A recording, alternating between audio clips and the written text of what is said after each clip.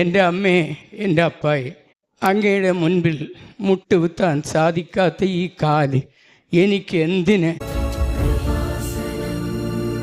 ഞാൻ കന്യാകുമാരി ഡിസ്ട്രിക്റ്റിലുള്ള നീരോടി എന്ന സ്ഥലത്ത് നിന്ന് വരുന്നു. എൻ്റെ പേര് ഹിലാരി എന്നാണ്. പാപിയായ എന്നെ വെറുത്തുപേക്ഷിക്കാതെ എൻ്റെ അമ്മയും എൻ്റെ പരിശുദ്ധ അപ്പായും എന്നെ ഈ വേദിയിൽ നിർത്തിയതിന് ഞാൻ ഈശോയ്ക്കും പരിശുദ്ധ അമ്മയ്ക്കും നന്ദി പറയുന്നു. ഞാൻ തമിഴാണ്. മലയാളം എന്തെങ്കിലും തെറ്റ് വന്നാൽ ക്ഷമിക്കണം. ഞാൻ ഉടമ്പടി എടുത്തത് 2004 1-ാം മാസമാണ്. എൻ്റെ ജോലി കടൽ ജോലിയായിരുന്നു, മീൻ പിടിക്കുന്ന ജോലി. അതിനു മുമ്പേ മീൻ പിടിച്ച് തിരമാലകളിലൂടെ നീന്തി വരണം. കരയിലെത്തണമെങ്കിൽ തിരകളുണ്ട്. ആ തിരയിൽപ്പെട്ട് എൻ്റെ കാല് ഒടിഞ്ഞുപോയി. കടലിൻ്റെ അടിയിൽ ഞാൻ 3 തിര 4 തിര പോയിക്കൊണ്ടിരിക്കുന്നു. ഞാൻ അടിയിൽ വെള്ളം കുടിച്ച് കിടക്കുകയാണ്. എനിക്ക് ഓർമ്മയില്ല. ഓർമ്മ ഒന്ന് നോക്കിയപ്പോഴും നീന്താൻ പറ്റുന്നില്ല. കാല് ഒടിഞ്ഞതായിട്ട് എനിക്ക് മനസ്സിലായി. ഞാൻ താനെ നീന്തി കരയ്ക്ക് വന്നു. മെഡിക്കൽ കോളേജ് ആശുപത്രിയിൽ പോയി ഓപ്പറേഷൻ ചെയ്ത് കാലിൽ കമ്പി ഇട്ടിരിക്കുകയാണ്. അന്ന് മുതൽ എനിക്ക് ഭാരങ്ങൾ തൂക്കി നടക്കാനോ ഓടാനോ തനിയെ കുത്തിയിരിക്കാനോ, കക്കൂസിൽ പോയപ്പോഴും എനിക്ക് ഒരു കാല് വലത് കാല് നീട്ടി ആ കാലിന് പകരം കൈ കുത്തിപ്പിടിച്ചാണ് ഞാൻ ടോയ്ലറ്റിൽ ഇരിക്കുന്നത്. മരണവേദനയാണ്, അമ്മയ്ക്ക് പോലും അറിയാൻ പാടില്ല. ആ അവസ്ഥയിൽ 23 കൊല്ലം ഞാൻ കഴിഞ്ഞിരുന്നു. ഈ അമ്മയുടെ ഈ പുണ്യസ്ഥലം എനിക്ക് എൻ്റെ അളിയൻ്റെ ഭാര്യ വഴി, റീന എന്ന് പറയുന്ന സഹോദരി വഴി ഞാൻ അറിയുകയുണ്ടായി. ഞാൻ ഉടമ്പടി എടുക്കാൻ വളരെ സ്നേഹത്തോടെ താല്പര്യത്തോടെ അമ്മയെ എനിക്ക് കാണണം എന്നുള്ള ആഗ്രഹത്തോടെ ഞാൻ ഈ വേദിയിൽ കടന്നു വന്നു. ഉടമ്പടി എടുത്തു. വീട്ടിൽ ചെന്നപ്പോൾ രാവിലെ ഉടമ്പടി പ്രാർത്ഥിക്കണം. തിരി കത്തിച്ച് വെച്ച് മുട്ടിന്മേൽ നിന്നു മുട്ടുകുത്താൻ പറ്റത്തില്ല. വേദന കൊണ്ട് കണ്ണിൽ നിന്ന് വേദനയുടെ കണ്ണീര് പുറത്തു വരുന്നു. ദുഃഖ വെള്ളിയാഴ്ചകളിൽ മാത്രം മുട്ടുകുത്തുന്ന ഈ വലത് കാല് അപ്പോഴെനിക്ക് പ്രാണവേദനയാണ്. എൻ്റെ ഈശോയോട് ഞാൻ എപ്പോഴും ചോദിക്കും, എനിക്ക് എന്നാണ് മുട്ടുകുത്താൻ സാധിക്കുന്നത്? ആൾക്കാരെല്ലാം, അച്ഛന്മാരെല്ലാം കുർബാന എഴുന്നള്ളിക്കുമ്പോൾ ഞാൻ ചമ്മണക്കാലിട്ട് കൈകൂപ്പി തറയിൽ ഇരിക്കുമ്പോൾ എണീക്കാൻ പറയും. ഞാൻ എഴുന്നേൽക്കുകയില്ല, മുട്ടുകുത്താൻ സാധിക്കാത്തത് കൊണ്ടാണ്.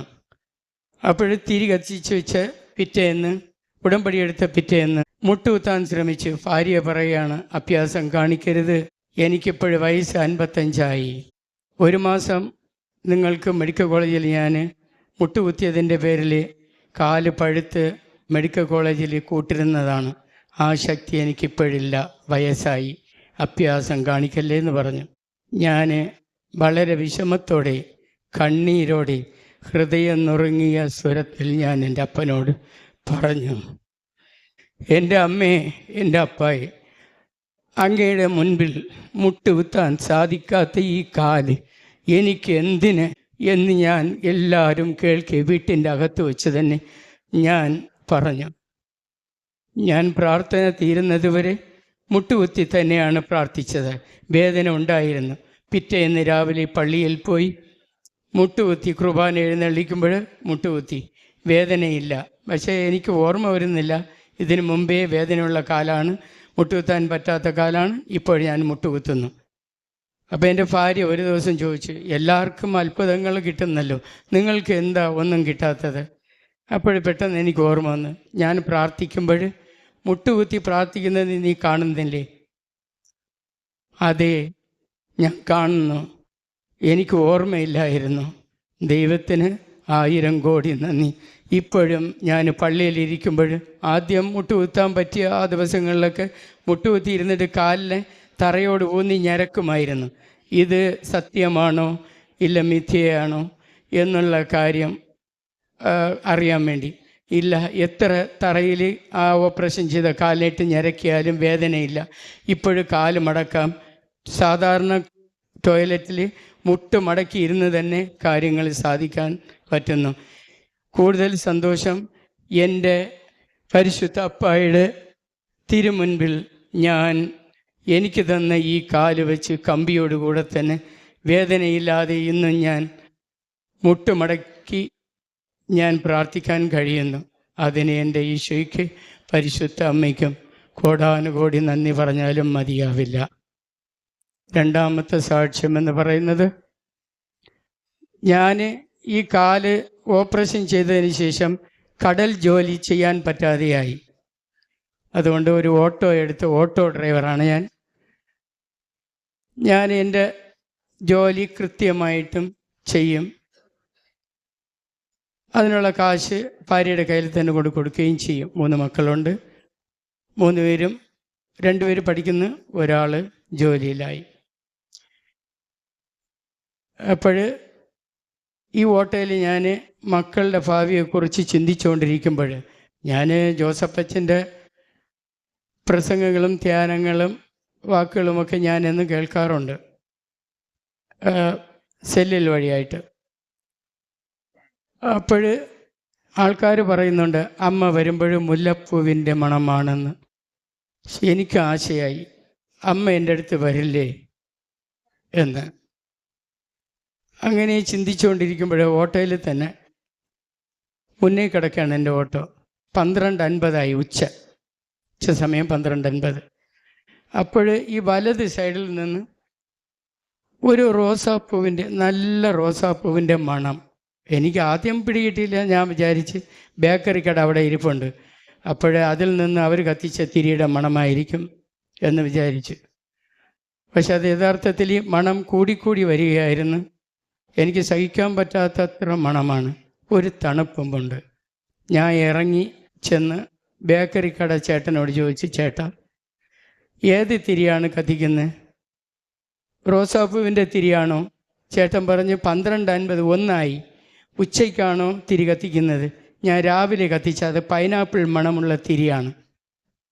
അപ്പോഴെനിക്ക് മനസ്സിലായി, അമ്മ എൻ്റെ അടുത്ത് ഓട്ടോയിൽ വന്നിട്ടുണ്ട്. ഞാൻ ഓട്ടോയിൽ കയറിയിരുന്നു. വീണ്ടും മണമായി. ഞാൻ അമ്മയോട് മനസ്സിൽ ചോദിച്ചു, എൻ്റെ അമ്മ എൻ്റെ അടുത്ത് വന്നോ? എൻ്റെ ഓട്ടോയിൽ അമ്മ ഉണ്ടോ? എനിക്ക് അമ്മയുടെ മണം സഹിക്കാൻ പറ്റുന്നില്ല. ആവേ മരിയ പറഞ്ഞ് സ്തുതിച്ചുകൊണ്ടിരുന്നു. അപ്പോഴൊരു അപ്പാപ്പൻ വന്ന് കയറി പൊഴിയൂർ പോകണമെന്ന് പറഞ്ഞു. പൊഴിയൂരിൽ പോയിക്കൊണ്ടിരിക്കുമ്പോഴും വണ്ടി ഓടിക്കൊണ്ടിരിക്കുന്നു. മണം എന്നെ പിന്തുടരുകയാണ്. അപ്പോൾ ഞാൻ അപ്പാപ്പനോട് ചോദിച്ചു, അപ്പാപ്പ നിങ്ങൾക്ക് റോസാപ്പൂവിൻ്റെ മണം വരുന്നോ? എന്താ അങ്ങനെ ചോദിക്കുന്നത്? എനിക്ക് മണം വരുന്നു, അതുകൊണ്ടാണ് ചോദിച്ചത്. ഇല്ല, എനിക്ക് മണം വരുന്നില്ല. അയാളെ ഇറക്കിയിട്ട് ഞാൻ വരുമ്പോൾ എൻ്റെ സ്റ്റാൻഡിൽ ഓട്ടിക്കുന്ന ഒരു സഹോദരൻ, കുട്ടൻ എന്ന് പറയും, അവൻ 5-6 ദിവസമായിട്ട് ഓട്ടോ ഓട്ടിക്കാതെ ഒതുക്കി കിടന്ന ഓട്ടോ അന്ന് എടുത്ത് അവൻ വഴിയിലായി. ഞാൻ വരുമ്പോൾ കാണുന്നത് എഞ്ചിനിൽ കയറ് ചുറ്റി വലിക്കുകയാണ്. വലിക്കുമ്പം ബ്രേക്ക് ചവിട്ടാൻ ആളില്ലാത്തതുകൊണ്ട് വണ്ടി വലിക്കുന്നത് പോലെ നീങ്ങിക്കൊണ്ടിരിക്കുന്നു. സഹായം ചെയ്യാൻ ആളില്ല.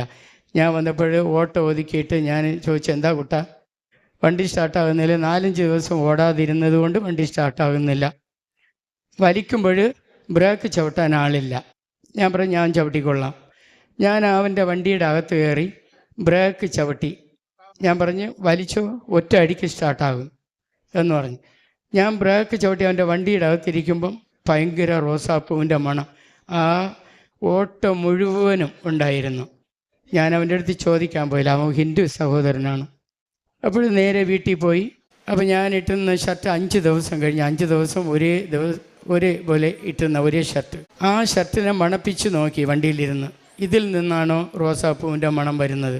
കാരണം ഞാൻ സെൻ്റ് അടിക്കുന്ന ഇതുണ്ട്, വെയിലത്ത് നിൽക്കുന്നതല്ലേ, അപ്പം സെൻ്റ് അടിക്കുന്ന അതിൻ്റെ മണമാണോ എന്ന് ചോദിച്ചു. ഭാര്യയോട് ഉടുപ്പ് കടത്തി കൊടുത്തിട്ട് ഞാൻ ചോദിച്ചു, മണപ്പിച്ച് നോക്ക്, റോസാപ്പൂവിൻ്റെ മണം വരുന്നു? അവൾ പറഞ്ഞ്, 5 ദിവസം കഴിഞ്ഞ ഉടുപ്പിൽ ഏത് മണമാണ് വരുന്നത്? വിയർപ്പിൻ്റെ മണമല്ലാതെ റോസാപ്പൂവിൻ്റെ മണം വരുന്നില്ല. അപ്പോഴെനിക്ക് മനസ്സിലായി, അമ്മ എൻ്റെ അടുത്ത് വന്നിട്ടുണ്ട്. അമ്മയ്ക്ക് 1000 നന്ദി പറഞ്ഞു. പിന്നെ ഒരു സാക്ഷ്യം പറയാനുള്ളത്, ഞങ്ങൾക്ക് ഇപ്പം താമസിക്കുന്ന പാമ്പ് നിറഞ്ഞ ഒരു സ്ഥലത്താണ്. അപ്പോഴതിൽ വീട് വയ്ക്കാൻ പറ്റത്തില്ല. അച്ഛനും കന്യാസ്ത്രീകളും വിലക്കിയിട്ടുണ്ട്, അവിടെ വീട് വയ്ക്കരുത്.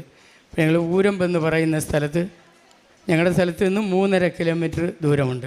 ആ സ്ഥലത്ത് 1 വർഷത്തിന് മുമ്പേ കുറച്ച് സ്ഥലം വാങ്ങിച്ചു. വാങ്ങിക്കുന്നതിന് മുമ്പേ അടുത്തുള്ള പുരയിടക്കാരോട് ചോദിച്ചു, വെള്ളമുണ്ടോ? വെള്ളമുണ്ടേ എന്ന് പറഞ്ഞു. ഞങ്ങളത് വിശ്വസിച്ച് അത് വാങ്ങിച്ചിട്ട് ഈ കൊല്ലം ഞങ്ങൾ റീന ബോർവെൽ എന്ന് പറയുന്ന സഹോദരനെ വിളിച്ചിട്ട് ബോറിങ് ചെയ്യണം. അദ്ദേഹം പറഞ്ഞ്, പാറയാണ് അവിടെ സ്ഥലത്തൊക്കെ, കുറച്ച് ലക്ഷം രൂപ ആകും, കുഴപ്പമില്ല, നിങ്ങൾ വരൂ. ഒരു ദിവസം നിശ്ചയിച്ച് അവർ ഊരമ്പെന്ന് പറയുന്ന സ്ഥലത്ത് വന്ന് ഞങ്ങളും പോയി. 6 മണിക്ക് രാവിലെ അവർ വന്ന് സ്ഥലം കുറച്ച് മുമ്പേ പോകണം കാണിച്ചു കൊടുത്തപ്പോൾ, സഹോദര ഈ സ്ഥലം വന്ന് ഞങ്ങൾക്ക് അറിഞ്ഞുകൂടാ, ഇവിടെ 3 സ്ഥലത്ത് ഓരോ പുരയിടക്കാരും 3 സ്ഥലത്ത് 800 അടി, 1000 അടി, 1800 അടി ഇങ്ങനെ കുഴിച്ചിട്ടും പാറയല്ലാതെ വേറെ ഒന്നും അവിടെ കാണുന്നില്ല. അതുകൊണ്ട് നിങ്ങൾ 5000 രൂപ തന്നാൽ ഞങ്ങൾ പൊയ്ക്കൊള്ളാം, നിങ്ങൾക്ക് പൈസ നഷ്ടം വേണ്ട. ഞാൻ പറഞ്ഞു, സഹോദര, ഞാൻ കൊണ്ടുവന്നിരിക്കുന്നത് എൻ്റെ അമ്മേനെയാണ്. ഞാൻ എവിടെ പോയാലും എൻ്റെ അമ്മ കൂടെ ഉണ്ടാകുമെന്നുള്ള വിശ്വാസം എൻ്റെ ചെറുപ്പത്തിലെ എൻ്റെ അച്ഛൻ എനിക്ക് തന്നതാണ്. അപ്പോൾ ഞാൻ കൃപാസനത്തിൽ പോയി ഉടമ്പടി എടുത്ത് അതിൻ്റെ നേർച്ച വസ്തുക്കളും കൊണ്ടാണ് വരുന്നത്. സഹോദരൻ, നീ ബോർ ചെയ്യുക എന്ന് പറഞ്ഞു. അപ്പോൾ ഹോളോ ബ്രിക്സ് കട്ട കമ്പനി ഉടമയായ ആ ചേട്ടൻ പറഞ്ഞു, ഇല്ല, ഞങ്ങൾ 3 സ്ഥലത്ത് കുഴിച്ച്, അടുത്ത് പെട്രോൾ പമ്പാണ്, അവർ 3 കുഴിച്ച് വെള്ളമില്ല, പഞ്ചായത്തിൽ നിന്നുള്ള വെള്ളമാണ് ഞങ്ങൾ ഉപയോഗിക്കുന്നത്, നിങ്ങൾ ഇത് ട്രൈ ചെയ്യണ്ട, കുഴിക്കണ്ട. ഞാൻ പറഞ്ഞില്ല, കുഴിക്കണം. അങ്ങനെ വാക്ക് തർക്കമായി 7:50 രാവിലെ 6 മണിക്ക് വന്നവർ 7:50 ബോർ ചെയ്യാൻ തുടങ്ങും മുമ്പ് മുട്ടിന്മേൽ നിന്ന് കൃപാസനത്തിലെ ഉപ്പും അവിടെ വിതറി ആ റാഡിലെ ആ ഇരുമ്പ് കമ്പിയിൽ ഞങ്ങൾ തൈലം കൊണ്ട് കുരിശ് വരയ്ക്കുകയും മുട്ടുകുത്തി പ്രാർത്ഥിക്കുകയും ചെയ്തു. രാത്രി 11:45 പാറപ്പൊടിയല്ലാതെ മറ്റൊന്നും കാണുന്നില്ല. എല്ലാവരും, നാട്ടുകാരെല്ലാം കൂടി നിൽക്കുകയാണ്. ഞങ്ങൾ പറഞ്ഞല്ലോ, സഹോദര, പൈസ നിങ്ങളില്ലാത്ത സമയം കുഴിയിലിടല്ലേ, നിങ്ങൾക്ക് വെള്ളം കിട്ടൂല. ഇല്ലാത്തത് കൊണ്ടാണ് പറയുന്നത്, ശപിക്കുന്നതല്ല. ഞങ്ങൾക്കുള്ള ആ കിട്ടിയ അനുഭവം വെച്ചാണ് ഞങ്ങൾ പറയുന്നത്. ബോറുകാരനും പറഞ്ഞു, സഹോദര, ഇവർക്കെല്ലാം ബോർ ചെയ്തത് ഞാനാണ്. 800 അടി, 1000 അടി, 1200 അടി വെള്ളമില്ല. അപ്പോൾ എൻ്റെ മൂത്ത മോൻ ലീവിന് വന്ന് നിൽക്കുകയാണ്, അവിടെയുണ്ട്, ആ കൂട്ടത്തിൽ ഇതായിരിക്കുകയാണ്. അപ്പോൾ അവൻ പറയുകയാണ് എൻ്റെ അടുത്ത്, പപ്പ, ഒരു സ്ഥലം വാങ്ങിക്കുമ്പോൾ വെള്ളമുണ്ടോ ഇല്ലയോ എന്ന് അന്വേഷിച്ചിട്ട് വാങ്ങിച്ചൂടെ, നമുക്ക് വിൽക്കാനും പറ്റാത്ത അവസ്ഥയായല്ലോ, ദൈവമേ നിങ്ങൾ എന്താ ചെയ്യുന്നത്? ഞാൻ മനസ്സിൽ പറഞ്ഞു, എൻ്റെ ദൈവമേ, എന്ത് തന്നെ നഷ്ടപ്പെട്ടാലും എൻ്റെ മക്കൾക്ക് നിന്നെക്കുറിച്ചുള്ള വിശ്വാസം നഷ്ടപ്പെടരുതേ അപ്പ, ഞങ്ങളെ സാക്ഷിയാക്കി മാറ്റണമേ എന്ന് ഞാൻ മനസ്സുരുക്കി പ്രാർത്ഥിച്ചു. എൻ്റെ ഭാര്യയാണെങ്കിൽ വാവിട്ട് കരയുകയും ചെയ്യുന്നു. എന്നിട്ട് ഞാൻ മുട്ടിന്മേൽ നിന്ന് ആ ബോർവെൽ ഉടമയായ സഹോദരനോട് പറഞ്ഞു, സഹോദര, ഇത് അമ്മയുടെ സ്ഥലത്ത് നിന്നുള്ള ശക്തിയേറിയ ഉപ്പാണ്, ഇത് ഞാൻ കുരിശ് വരയ്ക്കുന്നു, എനിക്ക് എൻ്റെ കർത്താവ് വെള്ളം തരും. ഒരു റാഡേ ഉള്ളെന്ന് പറഞ്ഞ് ആ റാഡ് ഫിറ്റ് ചെയ്യുക, താഴ്ത്തുക. അവർ ഫിറ്റ് ചെയ്ത് താഴ്ത്ത് 700 അടി താഴ്ത്തി അതിനുശേഷമാണ് ലാസ്റ്റ് റാഡ് ഫിറ്റ് ചെയ്യുന്നത്. 8 അടി പോയതും വെള്ളത്തോടു കൂടിയ മണ്ണ് പുറത്ത് വരുന്നത് ജനങ്ങൾ കൂടി നിന്നവർ കണ്ട് വെള്ളം വെള്ളം വെള്ളം എന്ന് ഉറക്കെ പറഞ്ഞുകൊണ്ടിരുന്നു. ഒരാഴ്ച കഴിഞ്ഞ് വെള്ളമുണ്ടോ ഇല്ലെന്ന് അറിയുന്നതിന്, എത്ര വെള്ളം വരുന്നു എന്നറിയുന്നതിന് മോട്ടർ ഫിറ്റ് ചെയ്താലേ അറിയാൻ പറ്റും എന്ന് പറഞ്ഞു. മോട്ടർ ഫിറ്റ് ചെയ്ത് ഒരാഴ്ച കഴിഞ്ഞ് വെള്ളം ഓൺ ചെയ്തപ്പോൾ 5000 അല്ല 10000 ലിറ്റർ ഒരേ ഫോഴ്സോടുകൂടി വെള്ളം നിർത്താതെ വന്നുകൊണ്ടിരിക്കുന്നു. ഇന്നും അങ്ങനെ തന്നെയാണ്. ആ ജനങ്ങൾ, നാട്ടിലുള്ള ജനങ്ങളെല്ലാം സാക്ഷി. ഡ്രമ്മിൽ, അവിടെ വീടില്ല, വെള്ളം വെറുതെ പോകണ്ടെന്ന് പറഞ്ഞ് ഒരു 500 ലിറ്ററിൻ്റെ ഡ്രമ്മ്, അതിലാണ് ഓസ് ഫിറ്റ് ചെയ്ത് വെള്ളം നിറയ്ക്കുന്നത്. FL കട്ട കമ്പനിക്കാരൻ ഓൺ ചെയ്യുന്ന ശബ്ദം കേട്ടത് ഓടി വന്നിട്ട് പറയും, ആ ഓസ് ഒന്ന് അല്പം പൊക്കാമോ, കാരണം വെള്ളം വരുന്നത് കാണണം. അങ്ങനെ വെള്ളം വരുന്നവർ കണ്ടോ വെള്ളം, കണ്ടോ വെള്ളം എന്ന് പറയും. അപ്പോൾ ആ നാട്ടുകാരെല്ലാം സാക്ഷിയാണ്, പറയും, അത്രയ്ക്കും ആ സഹോദരൻ പ്രാർത്ഥിച്ചിട്ടുണ്ട് എന്ന് പറയും. ഇത് 2ാമത്തെ സാക്ഷ്യമാണ്.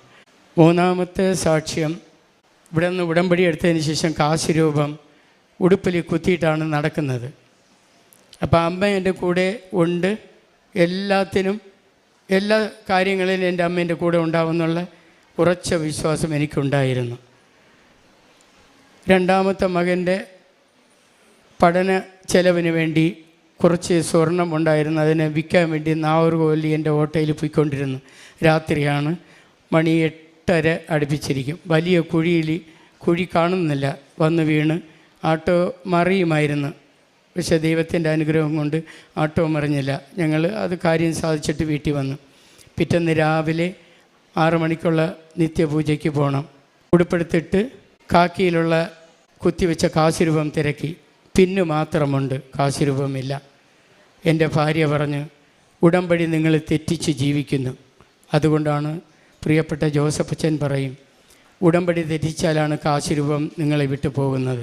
ഞാൻ പറഞ്ഞു, ഇല്ല, എൻ്റെ അമ്മയ്ക്കറിയാം ഞാൻ എങ്ങനെയാണ് ജീവിക്കുന്നതെന്ന്. ഞാൻ വിശുദ്ധനല്ല, എന്നാലും അമ്മയ്ക്ക് വിശ്വസ്തയോടെ ജീവിക്കാൻ ശ്രമിക്കുന്നു, ജീവിച്ചു കൊണ്ടിരിക്കുന്നു. അതുകൊണ്ട് എൻ്റെ അമ്മ എൻ്റെ കൂടെയുണ്ടെന്നുള്ളതിന് തെളിവ് നിനക്ക് ഇന്ന് തന്നെ ഇപ്പോഴും തരും. അപ്പോൾ പറഞ്ഞ്, നാഗർകോവിലിൽ പോയ ഉടമ്പടി കാശുരൂപം തിരിച്ചിങ്ങ് വരുമോ? ഞാൻ വളരെ തളർന്ന് വിഷമത്തോടെ പള്ളിയിൽ പോകാൻ സമയമായതിനാൽ ബീറോ തുറന്ന് 4 ദിവസം ഇട്ട് മടക്കി വെച്ച ഉടുപ്പിരിക്കുകയാണ്. അതിനെ ഇതുപോലെ ഫുൾ സ്ലീവാണ്. ആ ഷർട്ട് ഫുൾ സ്ലീവ്, എൻ്റെ മനസ്സിൽ പറയാണ്, ഫുൾ സ്ലീവിൻ്റെ അകത്ത് ഉടമ്പടി കാശുരൂപം ഇരിക്കുകയാണ്. ഞാൻ ചോദിക്കുന്നു, എൻ്റെ മനസ്സോട് തന്നെ ചോദിക്കുന്നു, അതെങ്ങനെയാണ് ബീറോയിലൂടെ കടന്ന് എങ്ങനെയാണ് ഒരു കാശുരൂപം പോകുന്നത്? നാഗർകോവിലിൽ പോയല്ലോ, അത് പോയത് തന്നെ എന്ന് പറഞ്ഞ്. എന്നാലും പറഞ്ഞ്, ഇല്ല, നോക്ക്. അതിൽ തപ്പി നോക്കിയപ്പോൾ അത് കാശുരൂപം ഇരിക്കുന്നു. ഞാൻ എൻ്റെ ഭാര്യയുടെ കയ്യിൽ കൊടുത്തിട്ട് പറഞ്ഞു, ഉടുപ്പ് കൊടുത്തിട്ട് പറഞ്ഞു, ഇതാ കൈമടക്കിൽ കാശുരൂപം ഇരിക്കുന്നു, നോക്കൂ. നീ എന്നെ കള്ളനെന്ന് പറഞ്ഞില്ലേ, അമ്മയ്ക്ക് ഇഷ്ടപ്പെടാത്ത ജീവിതം ജീവിക്കുന്നതെന്ന് പറഞ്ഞില്ലേ, നീ നോക്ക്. ഇവിടെ നിങ്ങൾക്ക് എന്താ ഭ്രാന്താണോ? 5 ദിവസം ഇട്ട് ബീറോയിൽ മടക്കി വെച്ച ഷർട്ടിൽ കാശുരൂപം എങ്ങനെയാണ് ഇരിക്കുന്നത്? നീ നോക്ക് മോളെ. അവൾ നോക്കി, മുട്ടിന്മേൽ നിന്ന് മാപ്പ് ചോദിക്കുകയും ചെയ്ത്, എൻ്റെ അമ്മ എൻ്റെ കൂടെ എന്നുള്ളതിന് പാപിയായിരുന്നായി പോലും എൻ്റെ അമ്മ എൻ്റെ കൂടെ ഉണ്ടെന്നുള്ളതിന് തെളിവ് കാണിച്ചു തരുന്നതിന് എൻ്റെ വിശ്വാസം ആഴപ്പെടുത്തിയതിനും അതിലൂടെ എൻ്റെ മക്കളുടെ വിശ്വാസം ആഴപ്പെടുത്തിയ ദൈവത്തിന് 1000 കോടി നന്ദി പറയുന്നു. വീണ്ടും ഒരു സാക്ഷ്യം പറയാനുണ്ട്. എൻ്റെ മകനെ കൊണ്ടുവന്നില്ല, ലാസ്റ്റ് മകനാണ്, അതുകൊണ്ട് സിസ്റ്റർ പറയേണ്ടതെന്ന് പറഞ്ഞു. 1000 കോടി നന്ദി ഈശോയ്ക്കും അമ്മയ്ക്കും ഞാൻ നേരുന്നു. കാരുണ്യ പ്രവർത്തനങ്ങളെന്ന് പറയുന്നത് സാമ്പത്തികമായിട്ടും വലിയ ബുദ്ധിമുട്ടിലാണ്. മകന് ജോലിയുണ്ട്, അത് 2ാമത്തെ മകൻ്റെ പഠന ചെലവിന് വേണ്ടി പോകും. അപ്പോഴും ഞാൻ വണ്ടി ഉരുട്ടിയാൽ ജീവിതം മുന്നോട്ട് പോകും. അപ്പോഴാ അവസ്ഥയിൽ ആൾക്കാർ പലരും കയറുമല്ലോ വണ്ടിയിൽ. ഓട്ടോയിൽ കയറുന്നവരടുത്ത് ഈശോയെക്കുറിച്ചും പരിശുദ്ധ കന്യകാ മറിയത്തിനെക്കുറിച്ചും ഞാൻ പറയും. ചിലർ തർക്കുത്തരം പറയും, ചിലർ സ്വീകരിക്കും. ചിലർക്ക് പത്രം കൊടുക്കും, ഒരുപാട് പേർക്ക് കൊടുത്തിട്ടുണ്ട്.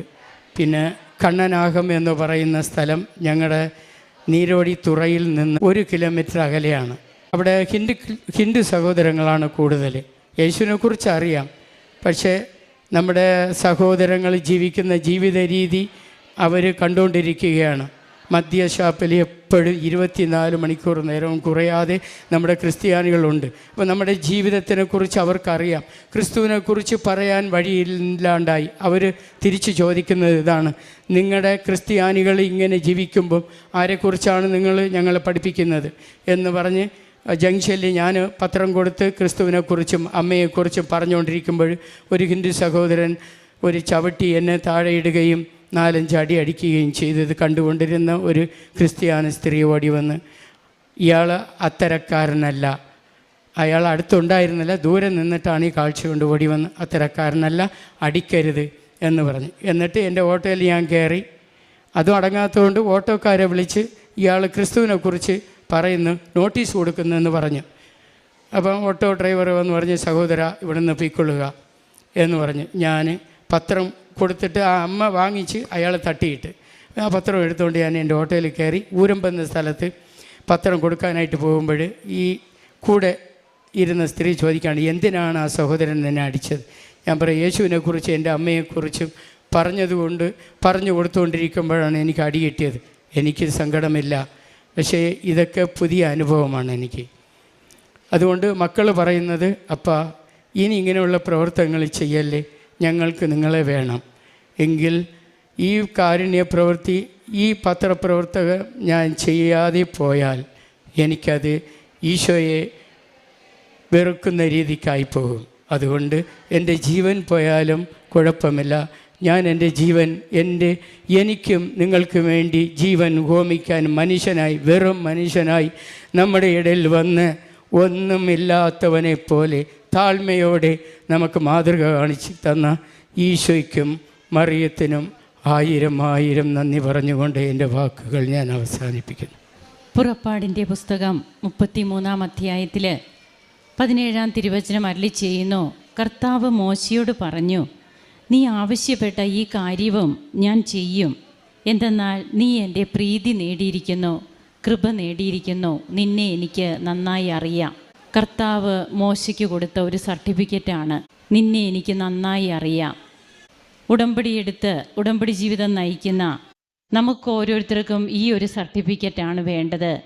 കർത്താവിന് നമ്മെ അറിയാമെന്ന സർട്ടിഫിക്കറ്റ്. ഇത് കിട്ടിക്കഴിഞ്ഞാൽ സ്വർഗത്തിൽ പേരെഴുതപ്പെടുകയാണ്. ജീവിതം അത്രയേറെ എളുപ്പമൊന്നുമല്ല. കൃപാസന പത്രം കൊടുക്കുമ്പോൾ നിലത്തിട്ട് അടിച്ചു ചവിട്ടി തന്നെ അടിച്ചവരെ ഒന്നും ചെയ്തില്ല. കൃപാസന പത്രവും എടുത്തുകൊണ്ട് പോന്നു. സ്വർഗത്തിൽ പേരെഴുതപ്പെട്ട് കഴിഞ്ഞു.